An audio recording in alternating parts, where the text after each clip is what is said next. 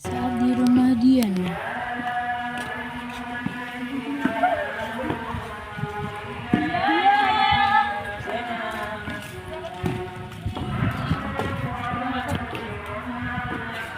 Masuk.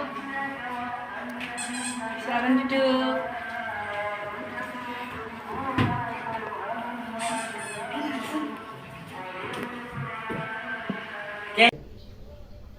Tadi gimana sih ceritanya? Jadi waktu kita upacara kemerdekaan ternyata ada di kelas kita yang ribut banget. Siapa aja? Ntar aku lihat di grup, itu ada Bodi, Fran, Bruno, Awan, dan Helgi. Kok mereka nggak menghargai banget sih? Iya. Kalian tahu nggak sih perang Diponegoro? Cerita peperangan gara-gara dipasang patok di makam bahasa Belanda. Iya ya, mereka sangat menghargai sekali. Berbeda dengan zaman dulu dan zaman sekarang. Dulu orangnya sangat tinggi nilai moralnya, bahkan leluhur saja sangatlah dihargai. Sekarang mungkin hanya beberapa saja, bahkan pemuda yang bergenerasi bangsa saja begitu sifatnya. Ngomong-ngomong, gimana kalau kita ngobrol tentang atau sharing tentang cerita perang Diponegoro? Wah, itu ide bagus. Siapa duluan? Aku ya. Nah, jadi peperangan Diponegoro adalah peperangan terbesar. Nah, ntar ya saya cari dulu. Oke.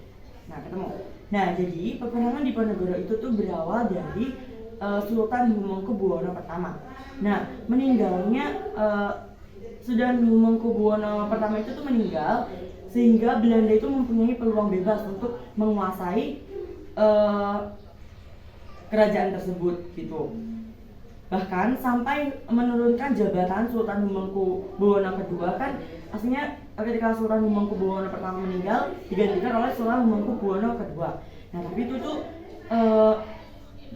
seenaknya gitu digantikan oleh bangsa Belanda, yaitu Sultan Hamengkubuwono ketiga. Nah ini nih, jadi investasi yang dilakukan oleh bangsa Belanda ini hingga mengakibatkan pergeseran budaya dan ada di keraton hingga tidak sesuai lagi dengan budaya Jawa. Wah, ngeri banget ya, hingga segitunya loh.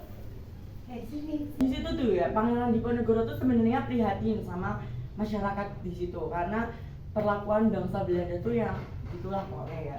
Nah, tapi Pangeran Diponegoro itu tuh tidak ingin ikut campur dengan urusan kerajaan gitu karena ibunya bukanlah seorang permaisuri gitu.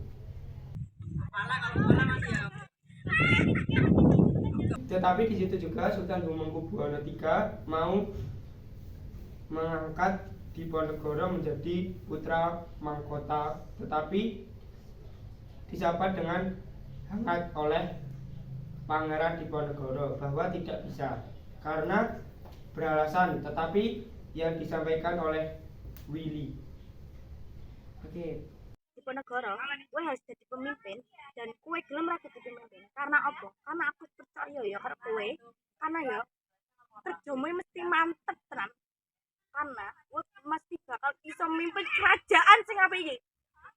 Amit. Lalu yang kemudian memintanya karena meninggalkan Sultan Hamengkubuwono III yang digantikan oleh Sultan Hamengkubuwono IV. Tetapi masalahnya Sultan Hamengkubuwono IV masih berusia 10 tahun. Itu yang menjadi sebuah masalah. Kondisi inilah yang sangat dimanfaatkan oleh pemerintah Belanda untuk memainkan kepentingan di dalam istana. manusia kita menaikkan seharusnya. Bukankah itu akan memperlancar kebijakan kita? Bagaimana jikalau Sultan Hamengkubuwono kelima menggantikannya? Dia saja masih sulit untuk berbicara.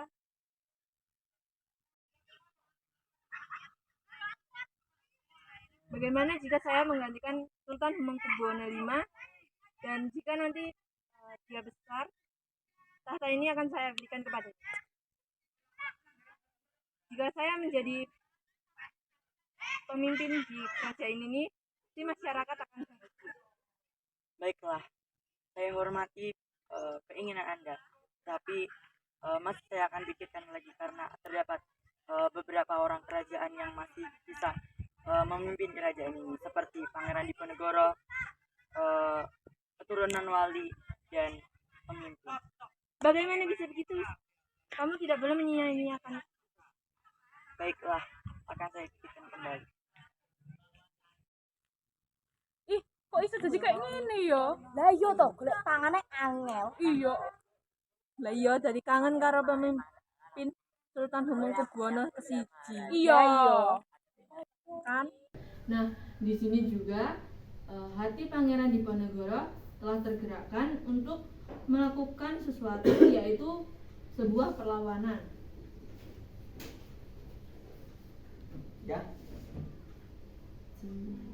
Ya udah, ini tinggal Willy. Ayo 1, 2. Nah, perlawanan ini tuh disebabkan oleh dua faktor. Jadi faktor pertama yaitu Belanda semakin ikut campur urusan internal keraton atau kerajaan, dan yang kedua itu tuh rakyat semakin menderita karena terbebani oleh banyaknya pajak. Langsung Cia. Dia ki sapa to?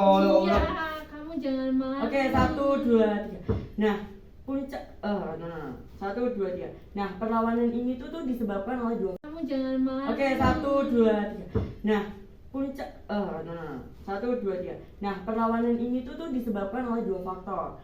Jadi yang pertama itu tuh Belanda semakin ikut campur dengan urusan internal keraton atau kerajaan. Dan yang kedua itu tuh rakyat semakin menderita karena terbebani oleh berbagai pajak.